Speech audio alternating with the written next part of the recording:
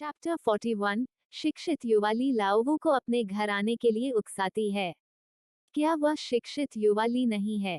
भाभी, वांग लाओवू का कहना है कि शिक्षित युवाली ने ही उसे आपके घर भेजा था। यह शिक्षित युवाली वास्तव में सहायक महिला पात्र के लिए एक प्लास्टिक बहन की तरह है, जो सतह पर उसके प्रति दयालु दिखती है लेकिन उसकी पीठ पीछे साजिश रचती है। माँ, मैं शहर में नहीं गई हूँ।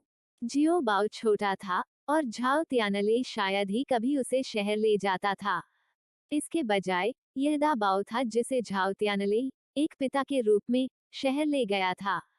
कुछ कैंडी लो। यूं जियाओक्सियाओ ने अपने कपड़े की जेब से कुछ सफेद खरगोश दूध की कैंडी निकाली और बैलगाड़ी पर सवार प्रत्येक व्यक्ति को एक एक कैंडी दी। धन्यवाद भाभी। यह सफेद खरगोश दूध कैंडी, वे इसे अपने शहर में सहकारी समिति में नहीं बेचते हैं। काउंटी शहर में यह है, लेकिन इसके लिए टिकट की आवश्यकता है। माँ, आप खाना नहीं खा रही हैं। खाओ। ईमानदारी से कहूँ तो यून जियाओक्सियाओ को कई वर्षों से व्हाइट रैबिट मिल्क कैंडी भी नहीं मिली थी। नए साल के दौरान उनकी माँ सुश्री फैन कुछ चॉकलेट खरीदती थी जिन्हें वह खाना पसंद करती थी, साथ ही नर्म कैंडी और हार्ड कैंडी भी। उन्होंने शायद ही कभी दूध वाली कैंडी खरीदी हो। नए साल के दौरान उन्होंने इसके बजाय अधिक फल खाए। दूध की कैंडी खाने के बाद यू शियाओक्सियाओ ने अपने कपड़े की जेब से 2 अंगुल बिस्कुट निकाले। बैलगाड़ी चलाने वाले व्यक्ति और युवा सहकारी सदस्य को आखिरकार समझ में आ गया कि वांग लाओवू शिक्षित युवा यूं के घर से चोरी क्यों करना चाहता था। शिक्षित युवा यून के माता पिता के घर ने वास्तव में उसे काफी भोजन भेजा। यहाँ कुछ मिश्रित दूध पाउडर है, पी लो। केतली के अंदर मिश्रित दूध पाउडर था। दूध पाउडर, वे इसे काउंटी के सहकारी में भी मुश्किल से खरीद पाते हैं। उनके शहर के सहकारी में तो और भी कम। यह थोड़ा गर्म है। अंत में बैलगाड़ी शहर के सार्वजनिक सुरक्षा कार्यालय में पहुंची। शिक्षित युवा यून। जैसे ही वे पहुंचे, वे दोनों बच्चों को अंदर ले आए। जैसे ही सार्वजनिक सुरक्षा अधिकारियों ने यू शियाओक्सियाओ को देखा, उन्होंने तुरंत बुलाया। शिक्षित युवा यूं, हमने आपको यह जानने के लिए यहाँ बुलाया है कि कल रात क्या हुआ था। कैप्टन झाओ भी यहाँ थे और दोनों पोते पोतियों को ले गए। आपको बस हमें यह बताना है कि कल रात क्या हुआ था। यह एक बयान दर्ज करने का समय था। यू जियाओक्सियाओ ने पिछली रात की घटनाओं को याद करना शुरू किया। सार्वजनिक सुरक्षा अधिकारी वांग लाओवू की दयनीय स्थिति को देखकर और भी उत्सुक थे कि उसे एक महिला ने कैसे पीटा था। एक महिला कॉमरेड की ताकत आम तौर पर एक पुरुष कॉमरेड की तुलना में कम होती है। मेरे पति दा बाओ के पिता घर पर नहीं थे, इसलिए मैं आमतौर पर घर के अंदर एक छड़ी तैयार रखती हूँ। चूंकि मैं कल एक पार्सल लेने के लिए शहर आया था, मेरे माता पिता ने मुझे भोजन और पैसे भेजे, इसलिए मैंने कुछ मांस खरीदा। मांस पकाने के कारण हमने रात का भोजन देर से किया। मुझे नींद नहीं आ रही थी, इसलिए मैं पाठ्यपुस्तकें पलट रहा था, देर से बिस्तर पर गया और अभी सोया भी नहीं था कि मैंने बाहर शोर सुना। घर पर 2 बच्चों के साथ अकेली महिला होने के नाते मैं कुछ हद तक डरी हुई थी, खासकर जब मैंने आंगन के बाहर शोर सुना तो मेरा कलेजा गले में आ गया। सार्वजनिक सुरक्षा अधिकारी सुन रहे थे जब यून शियाओक्सियाओ ने शांति से वर्णन किया कि कैसे उसने वांग लाओवू से लड़ाई की और कैसे उसने सिर्फ एक छड़ी से उसे उस दयनीय स्थिति में पीटा। यून जियाओक्सियाओ वहां से बाहर आया और शिक्षित युवाली के पास गया, जो पूछताछ कक्ष से बाहर आ रहा था। शिक्षित युवाली, क्या आप शहर लौटने के लिए अपने कागजात तैयार करने के लिए यहाँ हैं? यून जियाओक्सियाओ ने जानबूझकर पूछा। शिक्षित युवाली अभी भी नहीं जा सकी, लेकिन यून जियाओक्सियाओ और उसके 3 बच्चे जा सकते थे। पिताजी, आप और माँ दोपहर के भोजन के लिए घर आते हैं, दा बाओ और मैं पहले वापस जाएंगे। कैप्टन झाओ भी उनके साथ वापस चले गए, क्योंकि वांग लाओवू का परिवार मामले को शांत नहीं होने देगा। वे जा सकते हैं और लाओसन की पत्नी के घर पर परेशानी खड़ी कर सकते हैं। चलो घर चलते हैं। वे लगभग ड्रॉप ऑफ बिंदु पर थे जब युवा सहकारी सदस्य ने दोनों बच्चों की मदद की। धन्यवाद। जब दा बाओ के पिता वापस आएंगे तो मैं आपको रात के खाने पर आमंत्रित करूंगी। चैप्टर 42 झाओ तियानले का दिल घर वापस चला जाता है। भाभी, कोई जरूरत नहीं है, वास्तव में कोई जरूरत नहीं है। उसने वास्तव में बिल्कुल भी मदद नहीं की थी।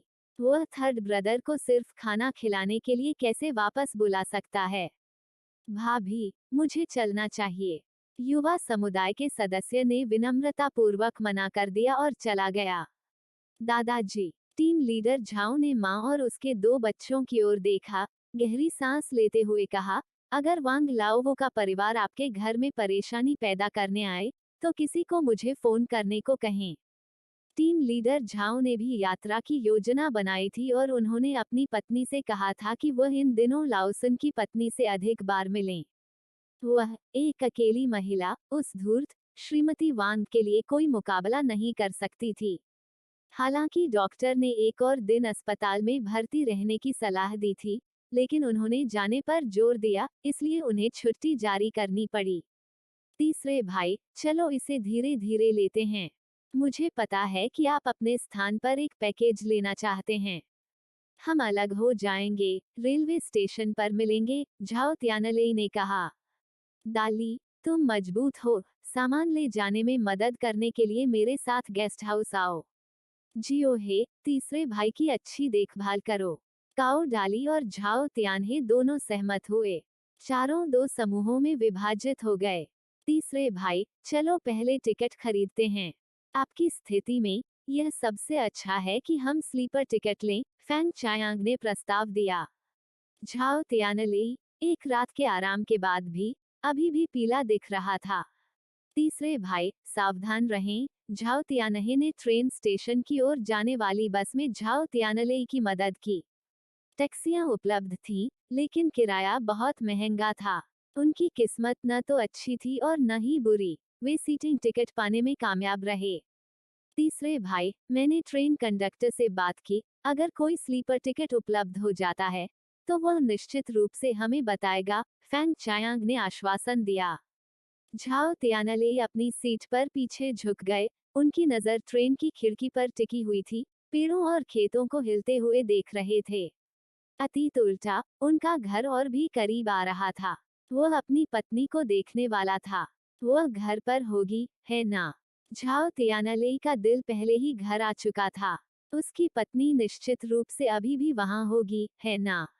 इस विचार ने कि उसकी पत्नी बच्चों को छोड़कर शहर वापस आ गई होगी, झाओ तियानले के दिल को जटिल भावनाओं से भर दिया। तीसरे भाई, मैंने माल्टेड दूध का एक बैग खरीदा। मैंने आपके लिए एक कप बनाने के लिए दाली को कुछ गर्म पानी देने को कहा था। फैंग चायांग, यह जानते हुए कि झाओ तियानले क्या सोच रहा था, फिर भी यह जानते हुए कि उनके सामने कई दिनों की ट्रेन यात्रा थी और तीसरे भाई की तुरंत घर पहुंचने की इच्छा असंभव थी। झाओ तियानले कहना चाहता था कि वह, एक वयस्क व्यक्ति, को माल्टेड दूध की आवश्यकता नहीं है, दाबाओ और जियो बाओ के लिए इसे बचाना बेहतर होगा। तीसरे भाई, तुमने बहुत सारा खून खो दिया है, तुम्हें वास्तव में अपना ख्याल रखने की जरूरत है। एक बार जब आप घर पहुंचेंगे और भाभी आपको घायल हुए देखेगी, तो वह निश्चित रूप से व्यथित महसूस करेगी। निश्चित रूप से, तीसरे भाई, आप केवल भाभी को आपके लिए खेद महसूस कराने के लिए अपने सुधार की उपेक्षा करने का इरादा नहीं रखते हैं।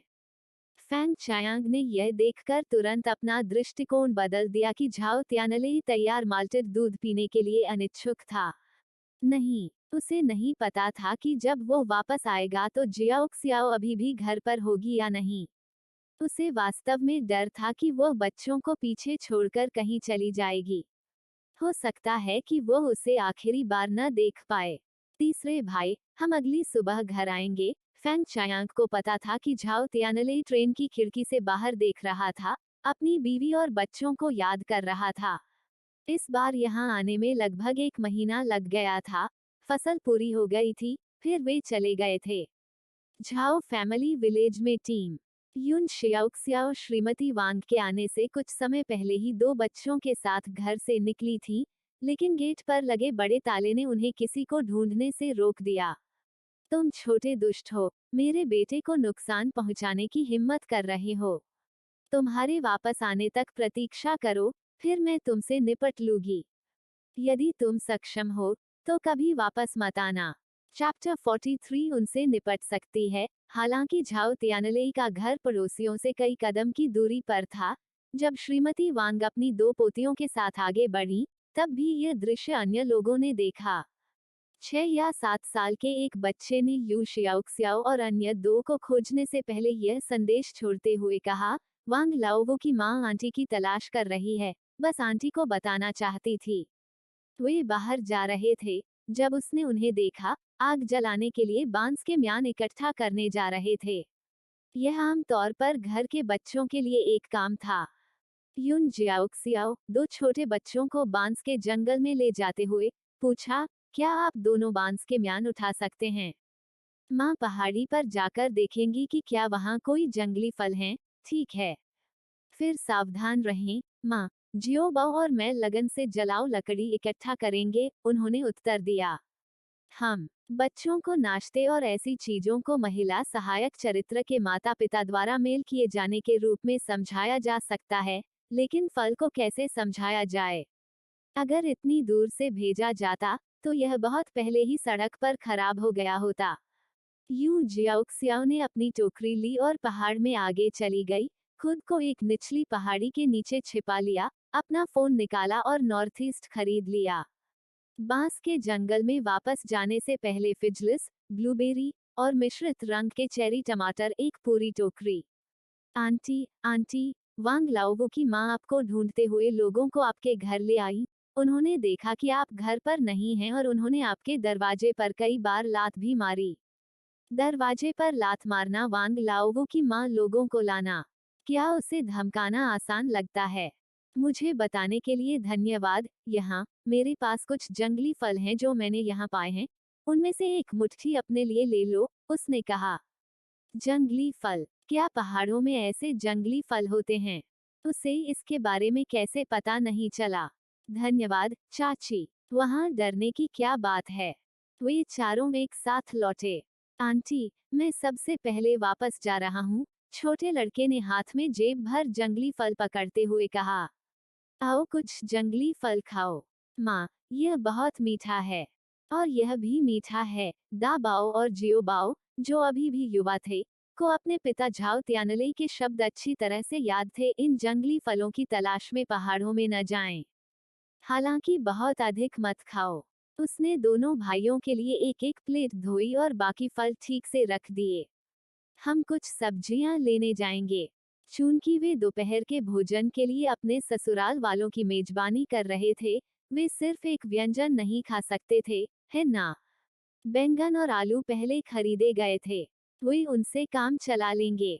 2 छोटे बच्चों के साथ घर लौटने के बाद वे व्यस्त हो गए। दाबाओ आग बुझाने में मदद करने के लिए रसोई में आज्ञाकारी रूप से बैठे रहे, और जियो बाओ धैर्यपूर्वक लंबी बेंच पर बैठे रहे।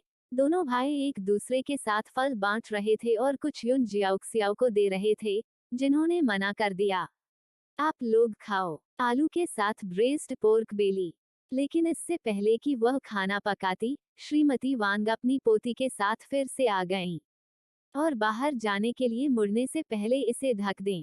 माँ, दाबाओ कहना चाहते थे कि माँ अकेले उन धूर्तों को नहीं संभाल सकती। माँ, मैं थोड़ी देर में दादी को बुलाता हूँ।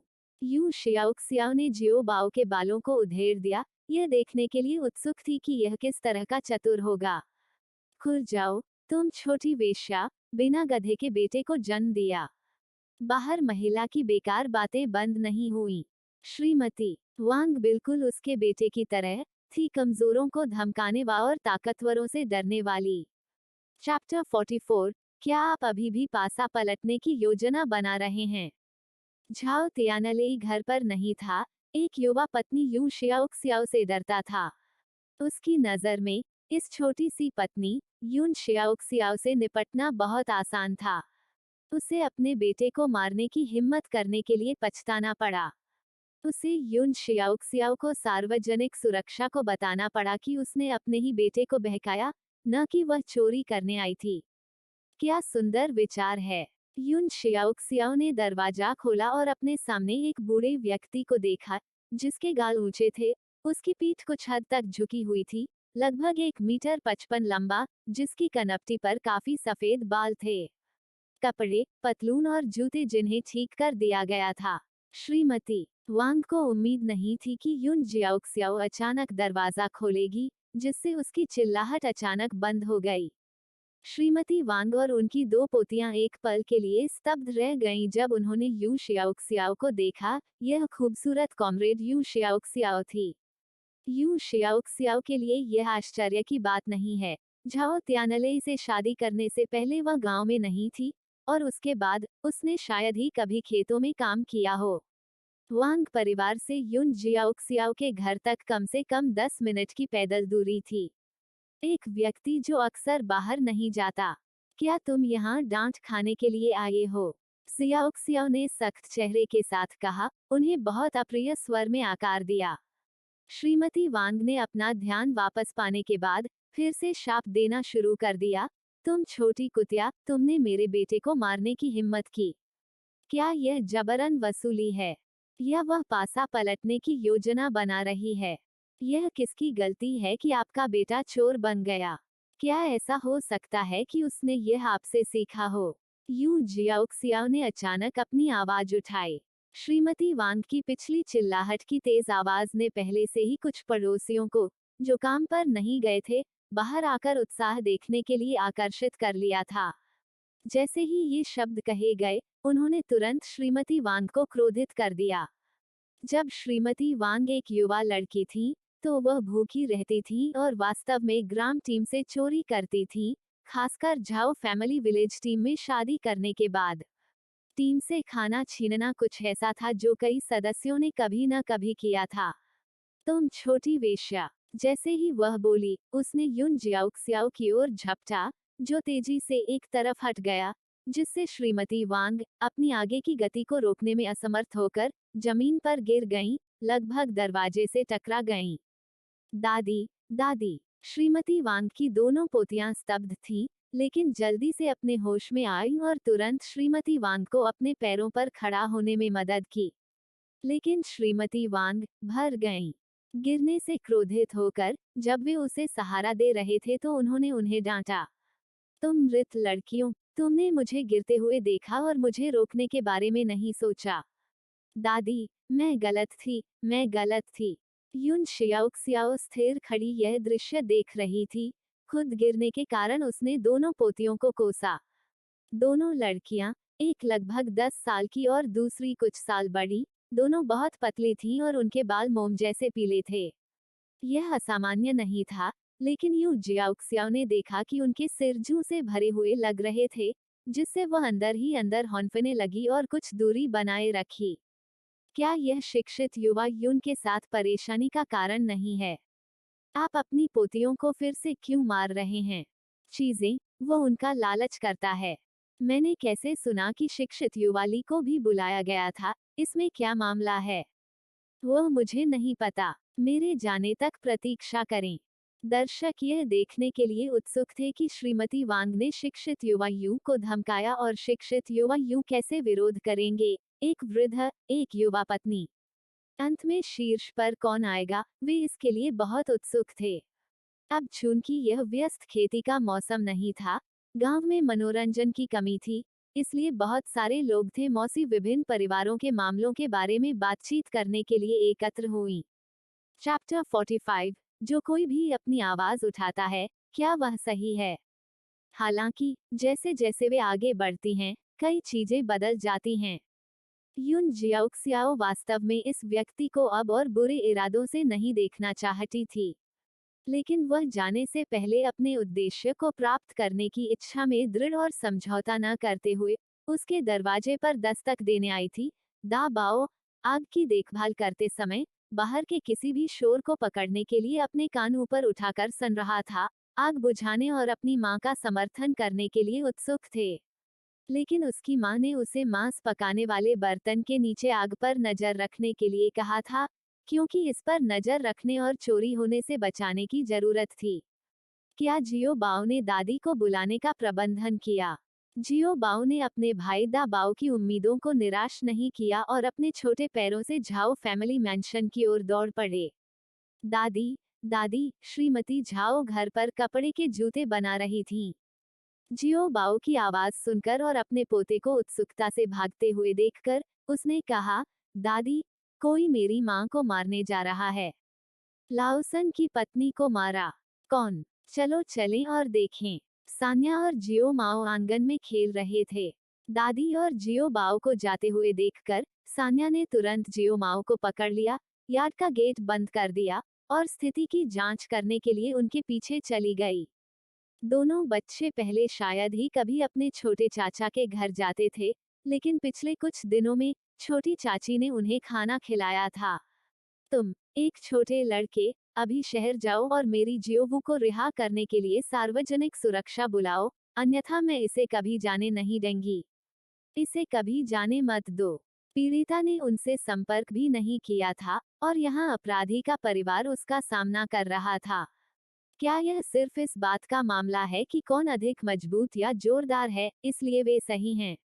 क्या आप मजाक कर रहे हैं? अगर मैं नहीं गी तो क्या होगा? क्या आपको लगता है कि आप मुझे धमका सकते हैं क्योंकि दा बाओ के पिता घर पर नहीं हैं? बस इतना पता है कि इस छोटी सी पत्नी को कैसे धमकाना है। तुम एक चोर की माँ हो। तुम्हें लगता है कि तुम्हें बात करने का अधिकार है? क्या इसका मतलब यह है कि आपका बेटा बाद में किसी के भी घर से अचानक चोरी कर सकता है, और यह सही है?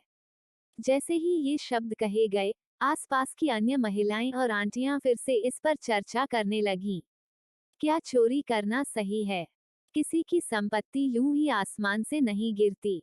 श्रीमती वांग ने सोचा कि बड़ी होने के नाते वह आसानी से अपने बड़े बेटे को छुड़ाने के लिए युन शियाक्सियाओ को शहर जाने के लिए प्रेरित कर सकती है। इस छोटी पत्नी की जुबान निश्चित रूप से तेज थी।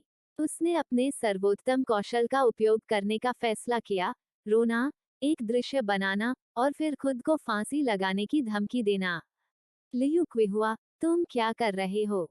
श्रीमती झाओ की चिल्लाने की आवाज सुनाई दी और वह तेजी से पास आए और देखा कि श्रीमती वांग हंगामा शुरू करने के लिए तैयार होकर जमीन पर बैठी हैं। श्रीमती झाओ तुरंत बोली, टीम लीडर की पत्नी इसमें कैसे शामिल थी? इस छोटे से दुष्ट ने मेरे बेटे को बंद कर दिया है और मैं चाहती हूँ कि वो मेरे बेटे वांग लाओवू को बाहर निकाले, अन्यथा मैं यहाँ हर दिन परेशानी खड़ी करूंगी। श्रीमती वांग अथक थी, यूं शियाओक्सियाओ को उसके बेटे को रिहा करने के लिए दृढ़ संकल्पित थी। क्या आपको लगता है कि सार्वजनिक सुरक्षा मेरी बात सुनती है? युन जियाओक्सियाओ को वास्तव में लगा कि इस अज्ञानी महिला के साथ बहस करने का कोई मतलब नहीं है। यह वास्तव में सांस की बर्बादी थी।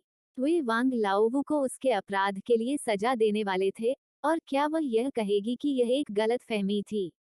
वह ऐसे निरर्थक और अप्रतिफल वाले कार्यों को करने वालों में से नहीं थी।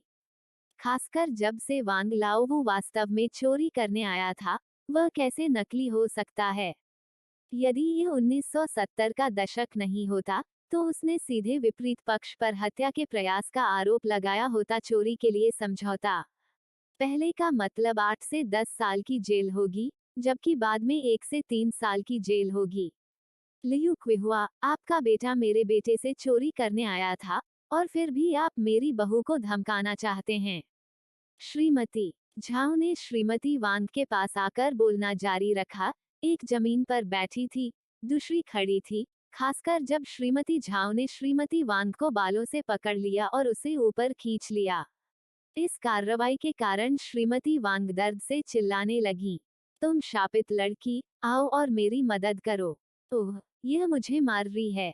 दो छोटी लड़कियां देर करने की हिम्मत न करते हुए आगे बढ़कर मदद करने के लिए तैयार हुई।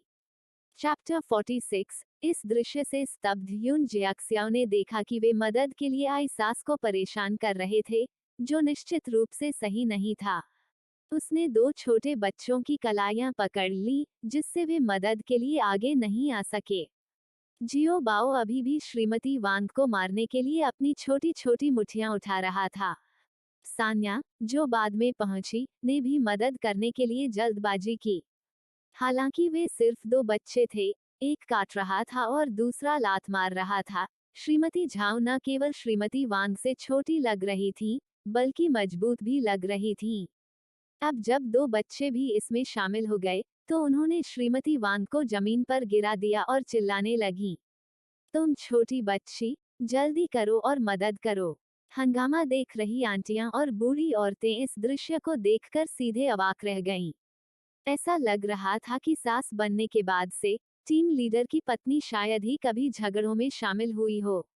यू जियाओक्सियाओ ने दो छोटी लड़कियों को कसकर पकड़ रखा था, उन्हें मदद के लिए आगे बढ़ने से रोक रहा था। तुम छोटी लड़की, जाने दो, यह मत सोचो कि सिर्फ इसलिए कि तुम टीम लीडर की पत्नी हो, मैं मारने की हिम्मत नहीं कर सकती। दर्द होता है। श्रीमती झाओ अभी भी कह रही थी, मेरा लाओसन घर पर नहीं है, और तुम दोनों, एक माँ और बेटा, एक चोरी करने आया था और दूसरा मेरी बहू को धमकाने आया था, तुमने मुझे क्या समझ रखा है? तुम्हें मार रही हूँ, मेरी माँ को धमका रहे हो, मेरी चाची को धमका रहे हो। जियो माओ यह सब होते देखकर अवाक रह गया। बहन सान्या और भाई जियो बाओ इतने उग्र कैसे हो सकते हैं? जियो माओ से कुछ हद तक बड़ा था। महीनों बाद वह भी मदद के लिए जाना चाहता था। अंत में कैप्टन झाओ ही श्री वांग और अन्य लोगों को लेकर आए, जिन्होंने प्रवेश द्वार पर लड़ाई को शांत किया और टीम लीडर द्वारा उन्हें दूर भगाने के बाद भीड़ तितर बितर हो गई। और श्री वांग अपनी दुखद रूप से रोती हुई पत्नी को भी घर वापस ले गए। कैप्टन झाओ ने अपनी बहू की ओर देखा, जिसने केवल वांग परिवार की लड़की को पकड़ा था और मुके नहीं मारे थे, फिर अपनी पत्नी और कई पोते पोतियों की ओर देखा। पिताजी, दोपहर के भोजन के लिए आना याद रखें, बर्तन में मांस पक रहा है। कैप्टन झाओ अपनी मुस्कुराती हुई बहू से क्या कह सकते थे? वे परेशानी की तलाश में आए थे, आप उन्हें यूं ही आपको धमकाने नहीं दे सकते। ठीक है। ससुर को विदा करने के बाद युन जियाओक्सियाओ सभी के हाथ धोने के लिए पानी लाने गई। सान्या, जियो माओ, वाह, मेरा जियो बाओ कितना भयंकर है। तुम अपनी बहन और भाई को हाथ धोने के लिए ले जाओ, माँ उन्हें पीने के लिए माल्टेड दूध बना देगी। ठीक है। जियो बाओ ने प्रशंसा की, थोड़ा शर्माया और सान्या और जियो माओ को धोने के लिए ले गया। क्या उन्होंने आंटी को माल्टेड दूध बनाने के बारे में सुना था? क्या माल्टेड दूध का स्वाद अच्छा था? सान्या और जियो माओ ने कभी माल्टेड दूध नहीं खाया था, लेकिन उन्होंने माल्टेड दूध आजमाया था।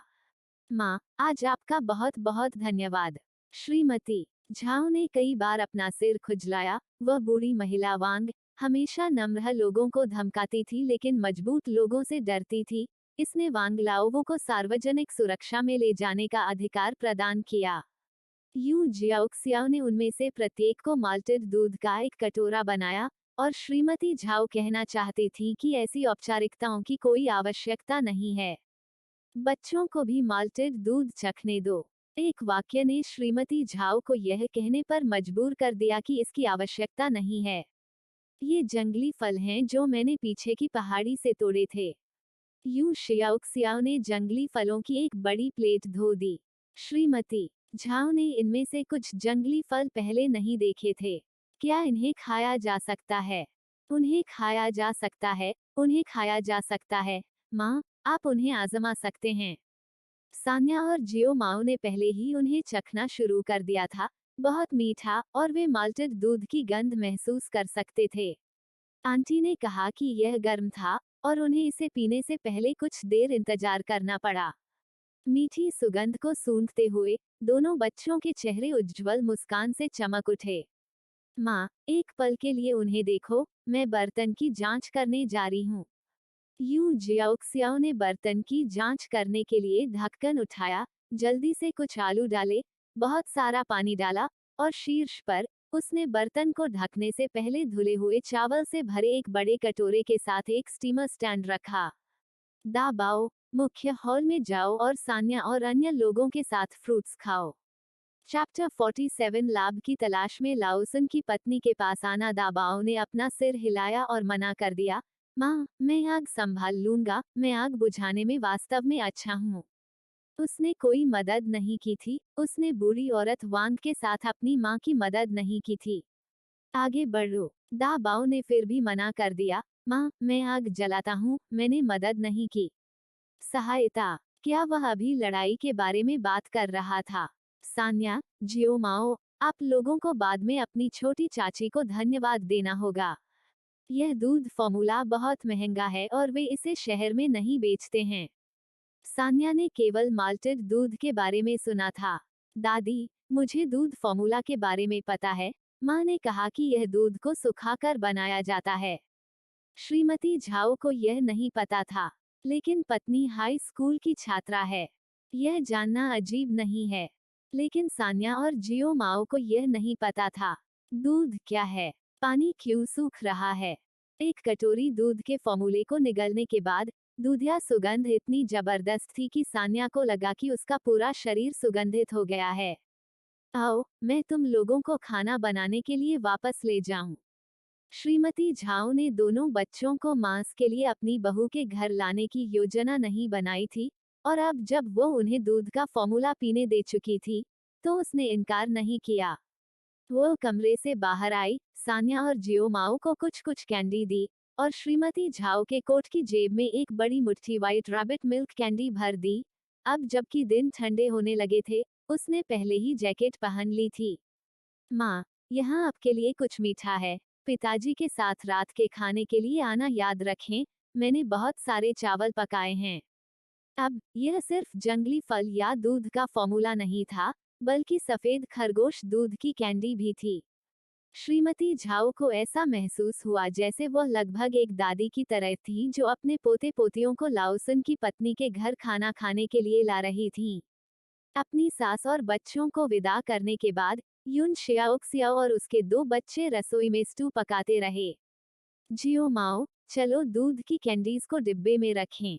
जब बड़ी बहन और दूसरी बहन वापस आएंगी, तो वे भी कुछ ले सकते हैं। जियो माओ थोड़ा अनिच्छुक था, लेकिन उसने सान्या को सभी व्हाइट रैबिट मिल्क कैंडीज निकालते हुए देखा। उसने वैसा ही किया, केवल एक अपने लिए छोड़ दी। तीसरी बहन, छोटी चाची बहुत अच्छी है, उसने हमें पीने के लिए दूध का फॉर्मूला दिया। जब झाओ परिवार के लोग काम से छूट गए, तो कैप्टन झाओ श्रीमती झाओ के साथ लाओसन की पत्नी के घर गए। पिताजी और माँ रात के खाने के लिए लाओसन के घर जा रहे हैं।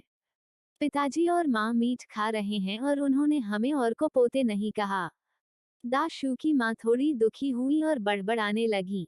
भाभी झाओ और भाई झाओ ने दाशु की माँ की बड़बड़ाहट पर कोई ध्यान नहीं दिया। अगर यह पहले होता, तो दाशु निश्चित रूप से वहां जाकर खाने के लिए उपद्रव करते। लेकिन इस छोटी चाची यू शियाओक्सियाओ द्वारा मारे जाने के बाद उन्होंने अब वहां जाने की हिम्मत नहीं की। सान्या ने भाभी झाओ के कान में फुसफुसाते हुए कहा, माँ, छोटी चाची ने हमें दूध की कैंडी दी और हमें दूध का फॉर्मूला भी पिलाया। इसके बारे में सोचने की हिम्मत। चैप्टर 48 फिर से गुप्त इरादे रखते हुए कैप्टन झाओ और श्रीमती झाओ ने दरवाजा खटखटाया, और जियो बाओ उसे खोलने के लिए दौड़े। दादाजी, दादी, हम बस आपके खाने के लिए इंतजार कर रहे थे। माँ ने बहुत स्वादिष्ट खाना बनाया। यह देखकर कि जियो बाओ कितना जीवंत था, वे दोनों भी मुस्कुराए और खुद को मुख्य कमरे की ओर खींच लिया। आने से पहले उन्होंने अपने हाथ धो लिए थे। माँ और पिताजी, खाना जल्द ही तैयार हो जाएगा। यू जियाओक्सियाओ ने हंगामा सुना और जल्दी से उबले हुए चावल को कटोरे, चॉपस्टिक और उबले हुए आलू और मीट के एक बड़े बर्तन के साथ मुख्य कमरे में ले गए। पैनकेक जो बर्तन में चिपक गए थे, उसने किसी को लकड़ी के चिकन के साथ इस तरह पकाते हुए देखा था, और पैनकेक का स्वाद असाधारण रूप से अच्छा था, इसलिए उसने एक बर्तन भी बनाया। कैप्टन झाओ ने मेज पर उबले हुए चावल और पैनकेक देखे, लेकिन जो सबसे ज्यादा मायने रखता था वह आलू और मीट स्टू का बड़ा कटोरा था। माँ और पिताजी, चलो खाते हैं। 5 लोग मेज के चारों ओर इकट्ठा हुए और एक साथ खाना शुरू कर दिया। यह मांस बहुत कोमल है, अच्छा स्वाद है। कोई खेल जैसा स्वाद नहीं था, और स्वाद विशेष रूप से सुगंधित था। उन्होंने लड़ाई के दौरान इस पर ध्यान नहीं दिया था, लेकिन अब मुख्य कमरे में युवाओं के साथ बैठकर उनका फॉर्मूला पी रहे थे, आखिरकार उन्हें इसका स्वाद लेने को मिला, और यह वास्तव में स्वादिष्ट था। माँ और पिताजी, कुछ मांस खाएं, सिर्फ आलू न खाएं। दा बाओ और जियो बाओ अभी भी युवा हैं, वे बहुत अधिक मांस नहीं खा सकते क्योंकि इससे उनका पेट खराब हो सकता है। मुझे वास्तव में वसायुक्त मांस पसंद नहीं है, और दा बाओ के पिता भी घर पर नहीं हैं। ब्रिगेड में एक परिवार ने पहले भी ऐसा ही किया था, बहुत अधिक मांस खाने से दस्त हो गया था।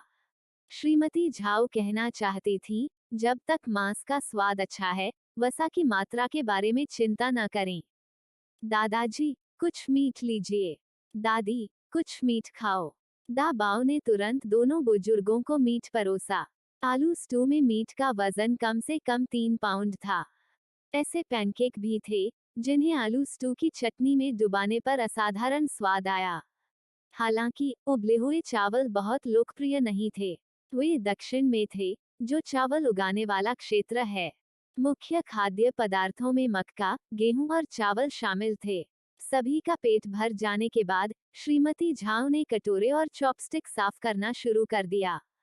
यू जियाओक्सियाओ साफ सफाई में मदद करना चाहता था, लेकिन कैप्टन झाओ ने उसे रोक दिया। अपनी माँ को सफाई करने दो, लाओसन की पत्नी। आह, दा बाओ की दादी एक मेहमान थीं। बैठो, हमें वांग लाओवो के मामले पर बात करने की जरूरत है। लाओसन लौटने से पहले अपनी माँ को अपने साथ रहने दो। वांग लाओवो की माँ ने आज एक दृश्य बनाया। जब तक वांग लाओवो को सजा नहीं सुनाई जाती, वो हर दिन परेशानी खड़ी कर सकती है। यू जियाओक्सियाओ कहना चाहती थी कि वह डरी नहीं है। लाओसन को नहीं पता कि वह कब वापस आएगा। जाने से पहले उन्होंने आपकी माँ और मुझसे आपकी और आपके बेटों की देखभाल करने के लिए कहा। वांग परिवार में कई बेटे हैं, वे बुरे इरादे भी पा सकते हैं। और शिक्षित युवाली, मुझे याद है कि आपके उसके साथ अच्छे संबंध थे। लेकिन जब वांग लाओ वो आपके घर में चोरी करने आया, तो उसने कहा कि शिक्षित युवाली ने उसे भेजा था। कैप्टन झाओ ने अपनी सभी चिंताओं को एक बार में व्यक्त किया।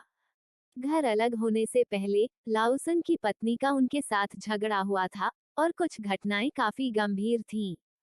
कुरूप, हालांकि वो और उसकी बूढ़ी औरत लाओसन की पत्नी को कोई नुकसान होते नहीं देखना चाहते थे। लाओसन की पत्नी उनके पोते की माँ थी। लाओसन ने जिस पत्नी से शादी करने पर जोर दिया था। आजकल कई शिक्षित युवा शहर लौटने के लिए अपने बच्चों को छोड़ चुके हैं। लाओसन की पत्नी ने पहले भी शहर लौटने के बारे में लाओसन से झगड़ा किया था। कैप्टन झाओ की उनके प्रति धारणा अचानक सिर्फ इसलिए नहीं बदली थी क्योंकि लाओसन की पत्नी पिछले कुछ दिनों से सामान ले जा रही थी। एजुकेटेड यूथली से मेरी अनबन हो गई है। मुझे उम्मीद नहीं थी कि वह मुझसे इतनी नफरत करेगी कि वह उस बदमाश वांग लाओवो के साथ मिलकर मेरे खिलाफ साजिश रचेगी। कैप्टन झाओ कई वर्षों तक जीवित रहे थे और उन्होंने हर तरह की चीजें देखी थीं। लेकिन लाओसन की पत्नी की खातिर वह केवल वांग लाओवो को चोरी करने के लिए दोषी ठहरा सकते थे। चैप्टर 49 एकमात्र निर्णायक कैप्टन झाओ ने एक लंबी आह भरी, उसे शहर वापस जाना चाहिए। टीम के शिक्षित युवा संस्थान में बहुत अधिक शिक्षित युवा नहीं बचे थे। कुछ लोग कॉलेज प्रवेश परीक्षा में अपने पहले प्रयास के बाद शहर लौट आए थे, और कुछ इस दूसरे उदाहरण के बाद वापस आ गए थे। यदि लाओसन ने अपनी पत्नी को कुछ तरकीबें नहीं सिखाई होती, तो कैप्टन झाओ ने परिणामों के बारे में सोचने की हिम्मत नहीं की। इस युग की प्रतिष्ठा बहुत महत्वपूर्ण है, और जियाक्सियाओ को इसके बारे में पता था। पिताजी, लाओवो सिर्फ चोरी करने आया था। कैप्टन झाओ ने अभी भी इस बात पर जोर दिया कि श्रीमती झाओ आएं और कुछ दिनों के लिए उनके साथ रहें। तो फिर माँ को यहाँ आकर खाना खाने दो। उन्होंने कहा, कोई जरूरत नहीं है, आप काम नहीं कर रहे हैं, और टीम द्वारा वितरित भोजन आपके परिवार के लिए पर्याप्त है। श्रीमती झाओ द्वारा रसोई साफ करने के बाद कैप्टन झाओ अंततः उन्हें पुराने घर में वापस ले गए। क्या आपने लाओसन की पत्नी से बात की? मैंने बात की, और वह सहमत हो गई। उसने आपको आज रात के खाने के लिए आने के लिए भी कहा। झाओ ने स्पष्ट रूप से मना कर दिया, हमारे पास घर पर खाना है, इसलिए मैं रात के खाने के लिए नहीं जाऊंगा। उसने फिर बुदबुदाया, मुझे नहीं पता कि लाओसन कब वापस आएगा, उसे गए हुए आधा महीना हो गया है। कैप्टन झाओ को मामले की जानकारी थी। जब तक लाओसन वापस आया, लाओवो का परिवार आने की हिम्मत नहीं करेगा। यह सिर्फ लाओसन नहीं है जो बाहर गया, डाली और अन्य भी गए। मैंने सुना है कि अन्य शहर खुल गए हैं। यही कारण था कि कैप्टन झाओ ने उन्हें जाने दिया था। यह उन्हें यह पता लगाने के लिए भी था कि बाहर वास्तव में स्थिति कैसी थी। आजकल कोई भी मुर्गी पालन का प्रबंधन नहीं करता है। मिलिशिया को भंग कर दिया गया है और कई शिक्षित युवा शहर लौट आए हैं। उन्होंने सुना कि कुछ लोगों ने जमीन का अनुबंध किया था, लेकिन उन्हें यकीन नहीं था कि यह सच है या नहीं। उपरोक्त त्यानले अभी भी ट्रेन में था। तीसरा भाई, यह खाने का समय हो गया है। त्यानले को कोई भूख नहीं थी, वह अब बस अपनी पत्नी को देखना चाहता था। तुम लोग खाओ, मैं। तीसरे भाई, तुम्हें न केवल खाने की जरूरत है, बल्कि तुम्हें और भी खाने की जरूरत है। इस यात्रा में हर किसी का वजन कम हुआ है और आप ही हैं जिसका सबसे ज्यादा वजन कम हुआ है, उन्होंने कहा। फैंग चायांग के लिए यह कहना असामान्य नहीं था, लेकिन अब यह डाली थी जिसने बात की थी। अब तक डाली को विशेष रूप से दोषी महसूस हुआ। अगर थर्ड ब्रदर ने उसे नहीं बचाया होता, तो कुछ भी गलत नहीं होता। कुछ जोड़ी आंखों का सामना करते हुए तियानाले ने आखिरकार अपनी चॉपस्टिक उठा ली। थर्ड ब्रदर को खाना शुरू करते देख सभी ने राहत की सांस ली। इस बीच वांग परिवार के घर पर, बूढ़े आदमी, क्या तुम सच में लाओवो को जेल जाते हुए देखना चाहते हो? श्रीमती वांग असंतोष के भाव के साथ बिस्तर पर लेटी थीं। वे लाओवो को वास्तव में जेल कैसे जाने दे सकते थे? एकमात्र सफलता यह थी कि शिक्षित युवा यून को अपना बयान बदलना पड़ा। लेकिन आज उनकी पत्नी के तमाशा करने के बाद वे दूसरी तरफ बिल्कुल भी नहीं हिले। और टीम लीडर श्री वांग को लंबे समय तक चुप देखकर श्रीमती वांग ने सीधे डांटा, यदि आप कोई समाधान नहीं निकालते हैं, तो मैं आपके साथ काम नहीं करूंगी। लाओवू हमारा बेटा है, वह बहुत आज्ञाकारी है, वह चोरी करने कैसे जा सकता है? श्रीमान वांग कम बोलने वाले व्यक्ति थे। ऐसी दबंग पत्नी के साथ श्री वांग की घर पर आमतौर पर बहुत कम उपस्थिति होती थी। आप सोचेंगे कि श्रीमती वांग वांग परिवार पर निशाना साधती हैं, लेकिन यह सच नहीं है। यह श्री वांग हैं जो निर्णय लेते हैं, और श्रीमती वांग केवल प्रभारी का नेतृत्व करती हैं। क्या लाओवू वास्तव में चोरी करने गया था, या क्या उसका इरादा शिक्षित युवा यून के साथ कुछ अशोभनीय करने का था? हम दोनों सच्चाई जानते हैं, उन्होंने कहा। चैप्टर 50 ने हमेशा झुकने से इनकार कर दिया है। हालांकि इन दिनों टीम में हर कोई कहता है कि मेरा सबसे बड़ा बेटा चोरी करने के लिए शिक्षित युवा यूं के घर गया था, श्रीमती वांग इस पर विश्वास नहीं करती हैं। इसके बजाय वह मानती है कि मेरा सबसे बड़ा बेटा चोरी करने के लिए शिक्षित युवा यून के पास गया था। क्या हम लाओवू को नजरअंदाज करने जा रहे हैं? बोलते बोलते श्रीमती वांग के आंसू गिरने लगे। उसके सबसे बड़े बेटे ने अभी तक पत्नी भी नहीं ली है, और अब जब वह चला गया है, जब वह बाहर निकलेगा, तो किस परिवार की बेटी लाओवू से शादी करना चाहेगी? बिल्कुल नहीं, हमें इसे धीमी गति से लेना होगा। हम कैसे कह सकते हैं कि लाओवू शिक्षित युवा यून को खोजने गया था और चोरी करने नहीं गया था? यदि हम ऐसा करते हैं, तो लाओवू एक गुंडागर्दी अपराध कर रहा होगा। मैंने सुना है कि अब कठोर कार्रवाई हो रही है। गुंडागर्दी और चोरी करना अलग अलग अपराध हैं। चोरी के लिए यह सिर्फ 1 साल की कैद है। श्रीमती वांग हैरान था, वह नहीं जानती थी कि दोनों अपराध अलग अलग थे। क्या हम उस कुतिया के पास जाकर सार्वजनिक सुरक्षा को यह नहीं बता सकते कि कोई चोरी नहीं हुई थी? श्रीमान वांग का चेहरा शांत था, और उसे बोलने में थोड़ा समय लगा। उस रात बहुत से लोगों ने इसे देखा। क्या पूरी टीम को नहीं पता कि लाओवू शिक्षित युवा यूं के घर में चोरी करने गया था? इसके अलावा टीम लीडर ने अनुमान लगाया है कि लाओवू की हरकतें सिर्फ चोरी करने जितनी सरल नहीं हैं। लाओवू के लिए बंद होना वास्तव में अधिक सुरक्षित है। क्या आप भूल गए हैं कि शिक्षित युवा यून का आदमी कौन है? श्रीमती बेशक वांग को पता था कि वो कुतिया आदमी कौन था। झाओ लाओसन शहर से बाहर है, घर पर नहीं। अगर वह अब वापस आता है, तो क्या आप मानते हैं कि लाओवू का पैर टूट सकता है? आधा महीना। उस समय मैं झाओ लाओसन के साथ हिसाब किताब चुकाना चाहता था, लेकिन लाओवू ने मुझे जाने से रोक दिया। श्रीमती वांग को अभी भी वह घटना अच्छी तरह से याद है। यदि हमारा बेटा अंदर जाता है तो उसे भविष्य में पत्नी कैसे लेनी चाहिए, और हमारे परिवार के बारे में क्या। एक बेटे या छोटे बहनोई के जेल जाने के बाद परिवार में पोते पोतियां बाद में पत्नियां रखने का प्रबंधन कैसे करेंगे। श्री वांग समाधान के बारे में कैसे सोच सकते थे। यदि उन्होंने सार्वजनिक सुरक्षा को सूचना नहीं दी होती तो वे शिक्षित युवा यून से लाओवो को जाने देने के लिए कह सकते थे। लेकिन टीम लीडर लाओवो को शहर पहुंचाने के लिए लोगों को पहले ही ले जा चुका था, उसे पहले ही बंद कर दिया गया था। फिर भी उसके लिए बिल्कुल भी परवाह न करना कुछ ऐसा था जो वह नहीं कर सकता था।